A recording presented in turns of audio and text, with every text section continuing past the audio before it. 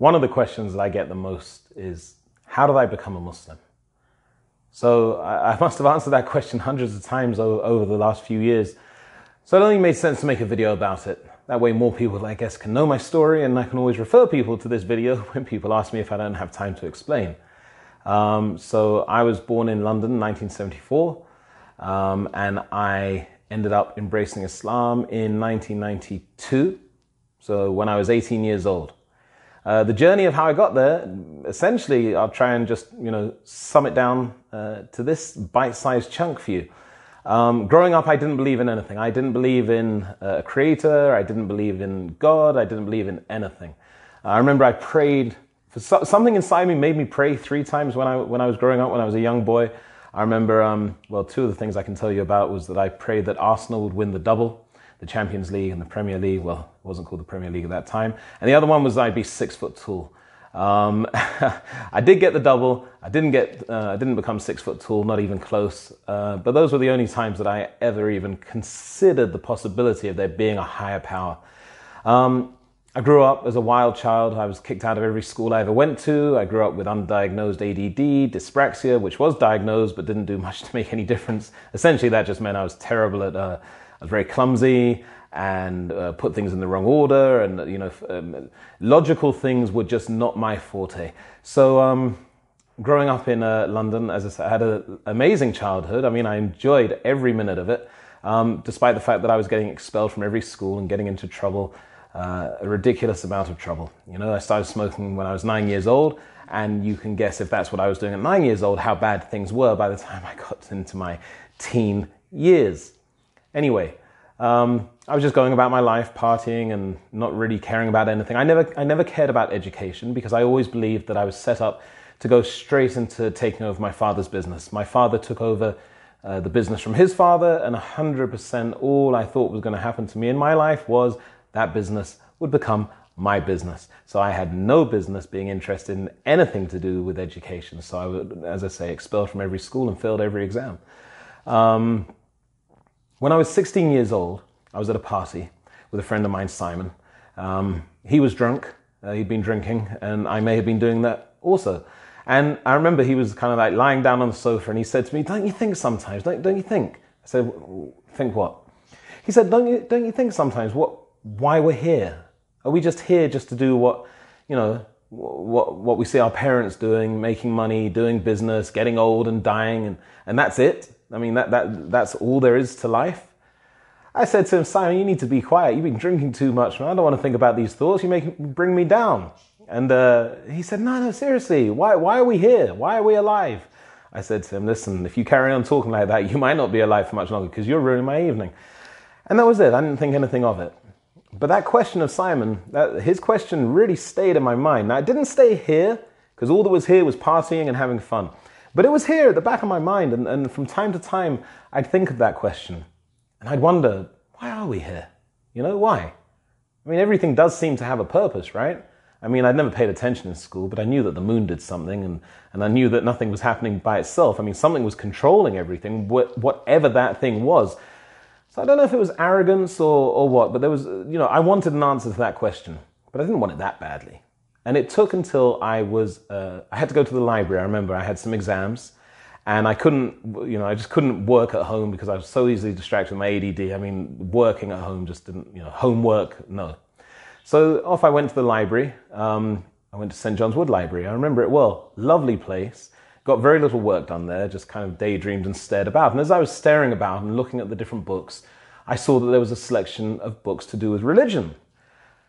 I thought, I've got nothing else to do, so I might as well just go and have a look, which is what I did. I went and had a look and thumbed through the various books that were there, and the Bible was there, and the Torah, and the books of just about every religion that I could think of, at least the ones that I knew at that time. I didn't know there was a religion called Islam. I didn't know there were Muslims.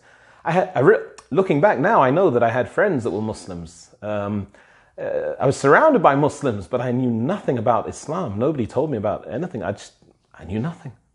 Anyway, I took the books down. I had a look at the Bible. I had a look at the Torah. I had a look at the books of the Hindus, the Buddhists, just every type of book that I could find. And it's not like I was really studying them, but it was better than... anything that would distract me from doing my homework was good for me. So, I kept on going back to that library for a few months, and I'd take a book out from time to time from off the bookshelf, and I'd have a look at it. But time and time again, there was nothing that grabbed me at all. Nothing. I didn't find any of the answers that I was looking for in any of those books for whatever reason.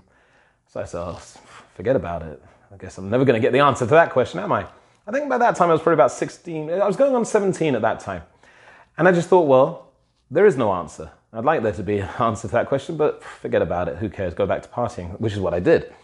Then I remember being on a bus going.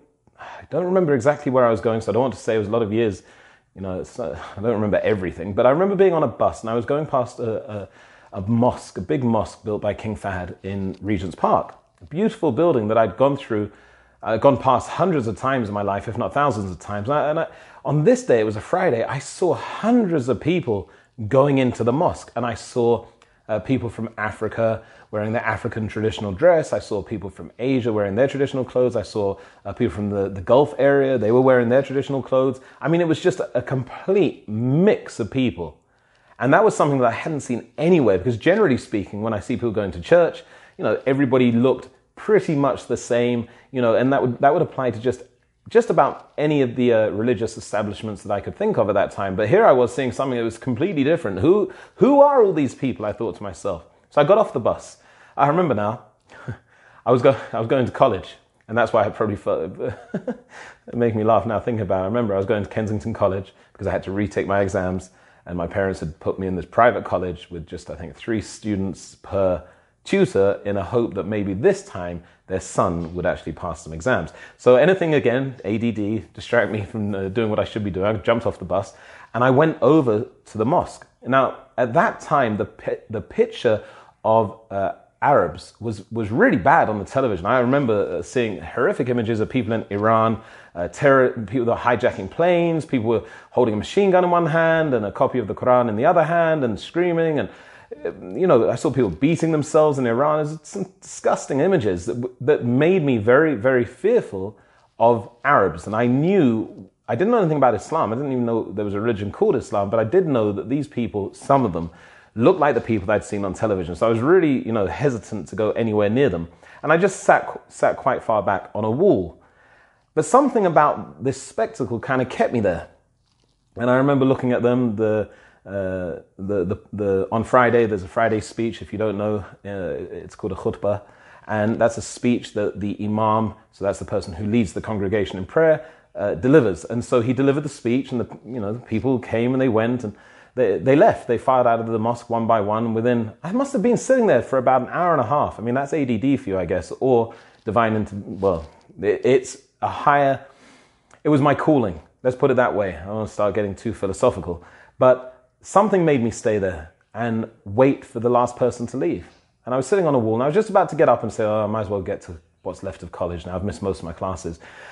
And a guy came up to me, and he was from Sudan, I later found out. And he came up to me and he said to me, "Are you a Muslim?" And I said to him, "No, I don't even know what that is." I said, "No, I'm not." He said, "Okay, wait there."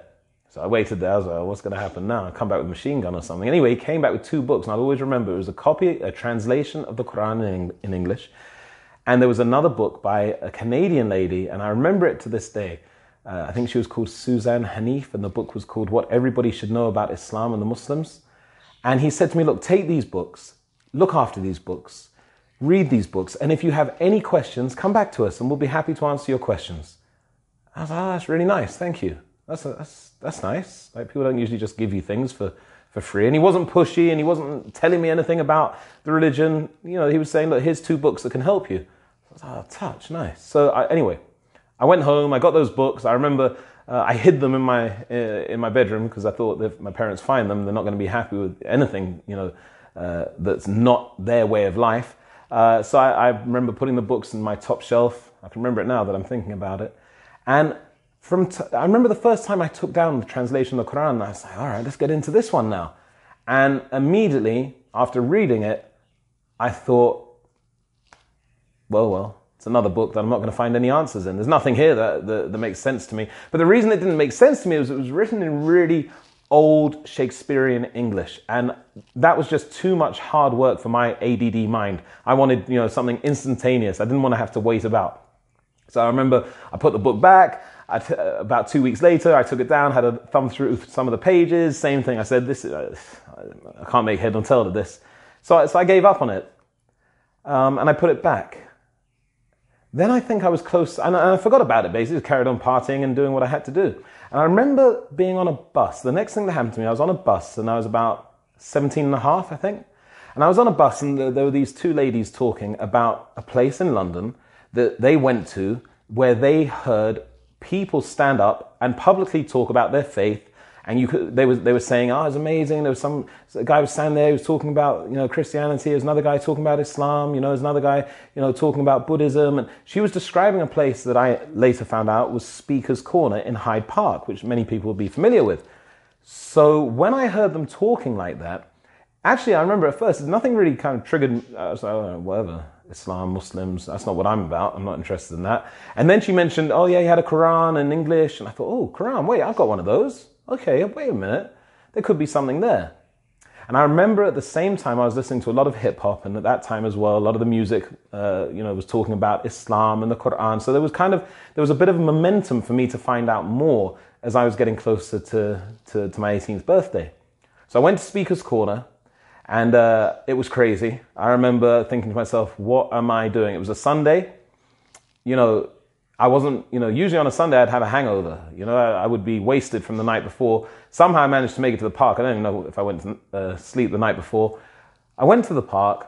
It was madness, lunatics everywhere. And amongst the lunatics, there were some really interesting people to listen to. So I did. I remember clearly listening to a Christian guy. I remember clearly listening to a Jewish guy. There was somebody talking about Buddhism, and there was somebody talking about Islam. I went around everybody, and it was it's just me, and not complaining or criticizing anyone, but nothing really resonated with me from any of the people until I listened to the Muslim. Now, he was from South America, but the way that he was explaining what he believed and what he found in the Quran, it was the first time I listened to somebody and I said, I can't argue with what he's saying. I kind of wanted to, because I was really proud and arrogant growing up. I thought I knew everything. When I heard him speak, I said, it's difficult to argue with that. I don't even believe in God, but what he's saying does make sense. And he was talking about how can there be no God, and how this, and how a lot of what he was saying, actually, I remember he was asking questions. He was saying, how can it be this like this? And how can it be like that? And I was thinking, yeah, he's kind of got a point there. Anyway, I ended up staying and listening to him for about 4 or 5 hours in the park. He wasn't speaking the whole time. There were other people speaking. And the feeling that I had when I left the park was there's something different about what I heard today. Something's different. So anyway, I said, I'm going to come back next week. I went back the next week, and I stayed there all Sunday. I went back the next week after that, and I remember I had a little Walkman, which, for those of you who don't know, was a tape cassette recorder that you could, with headphones, and you could record, I guess like a mobile phone, right? But it had a cassette recorder in it. I'm sure you know what I'm talking about. And I would record what he was saying, and then I would listen to it during the week. And as the weeks passed by, I would go there every single week. And as the weeks went by, I was saying to myself, this is really, okay, I'm onto something. This is nice. What I'm hearing is making me feel good, that there's I'm kind of getting answers to questions. And I remember going down Edgware Road, which is a road in London where there's a lot of people from Gulf countries. There's a lot of Arabic shops there. But back in that time, which was, what did I say it was, 1991-ish, 1991 going on 1992, the only shops that were there that had anything to do with anything Arabic were bookshops that specialized in Arabic calligraphy, artwork, and there was another shop which had Arabic rugs or carpets or something like that, or Persian rugs or carpets. I remember going in and asking them, do you have anything about the religion Islam? Do you have anything about the religion Islam? And they would say to me, no, what are you talking about? That's not what this shop is. I was like, all right, forget about it. So my only source of information was Hyde Park. So I'd go back there week after week after week. And 1 month turned into 2 months, turned into 3 months. And after about 6 months of going there, I said to myself, and I still knew very little, by the way, very little. about the actual religion. I mean, I was only getting what this person was talking about, and I couldn't control what he was talking about, and I was too nervous to ask him any questions because, again, I didn't know how he was going to react to me. You know, I didn't quite know I wasn't even sure what questions I wanted to ask. But I remember that day clearly. I said to myself, today, you're going to ask a question. You're going to say, I've been trying to get information about Islam and I can't get any information anywhere. Can you help me?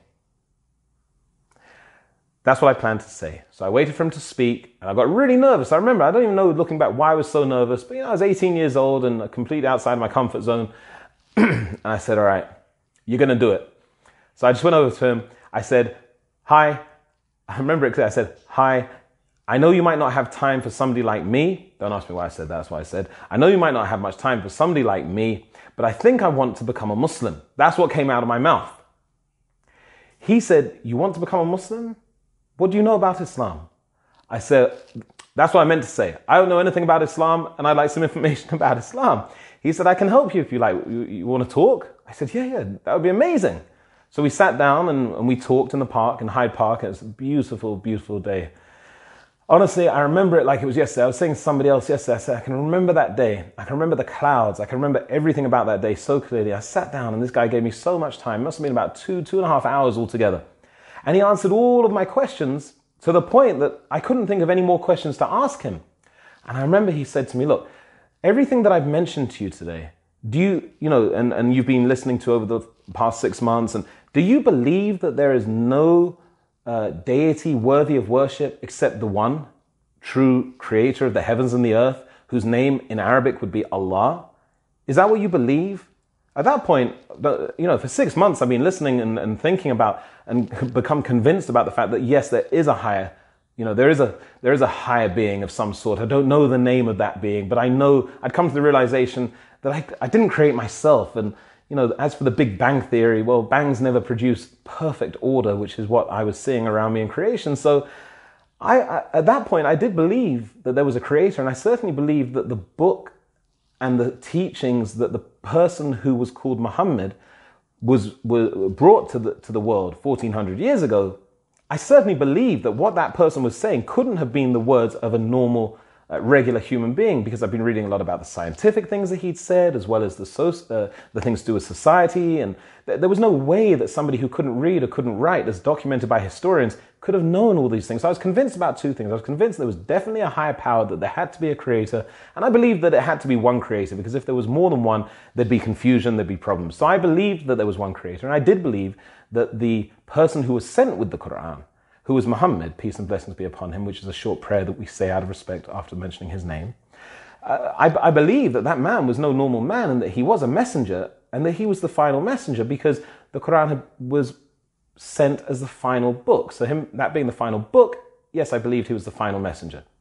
So he said to me, if you believe that in your heart, that what you believe in your heart, then say it with your tongue. Would you have a problem with that? I said, no, me, I've always been somebody, if I believe it, I'll say it. I'm not somebody to mince my words. I'll say what I like, no matter if it wasn't always for the best when I was getting kicked out of all of those schools. But I said, yeah, why wouldn't I say that? He said, okay, so if you believe that in your heart, which is what the Muslims believe, if you believe that in your heart, then say it with your tongue. I said, yeah, cool, no problem. He said, okay, look, say it in Arabic first, and then say it in English. I said, oh, I say it in Swahili. I say it in whatever language you want. That's what I was thinking to myself. I didn't say that to him, of course. And he said to me, okay, repeat after me. Ashhadu an la ilaha illallah wa ashhadu anna Muhammadan Rasulullah. This is basically, he might have made a slight variation on that, but essentially that's what he told me to say in Arabic, which I now know how to say, obviously. At that time, I was saying, Ashad. I didn't really know how to say the sounds. And then he said, okay, what that means is that you bear witness, and I said, I bear witness, that there is no deity worthy of worship except the one, Allah. And I bear witness that Muhammad is his slave and his final messenger. When I said that, he said to me, congratulations, you're a Muslim. And he hugged me. And I said to him, no, that wasn't the plan. Not today. I'm not ready for this. Not today. Thank you. And he said, no. He said, if you believe it in your heart and you say it with your tongue, then you are a Muslim.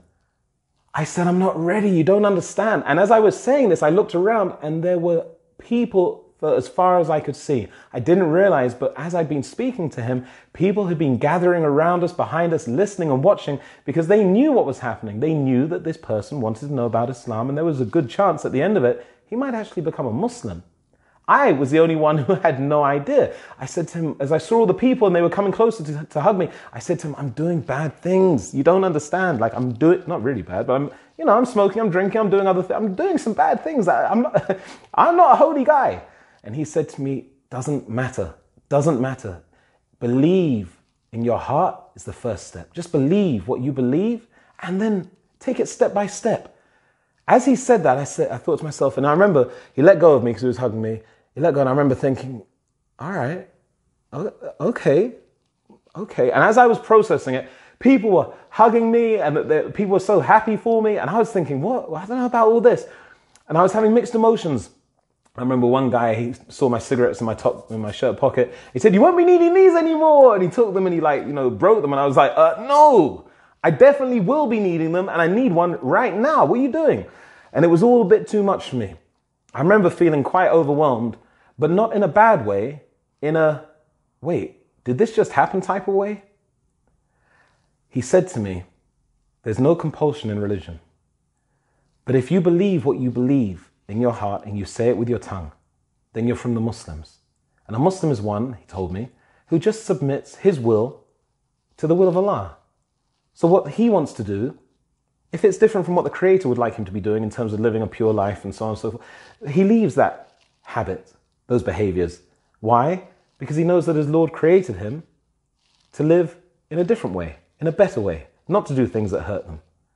So anyway, I remember them saying to me, we're going to the mosque, we're going to the mosque. It was obviously Maghrib prayer. I didn't know the time, the evening prayer. He said, they were saying, we're going to the mosque. Do you want to come? I said, no way. This is enough for one day. This has been wild. This is too much. You go to the mosque. And so we exchanged numbers. Of course, there were no mobile phones at that time, I don't think. So it must have been my house line. And they went off. And as I'm looking at the camera now, I can picture them walking off. I saw their backs as they were leaving. They went to the mosque. They were from all different parts of the world. And I remember I sat down on the park bench. And I sat down. I remember looking. It was such a beautiful park, Hyde Park. And I just looked out.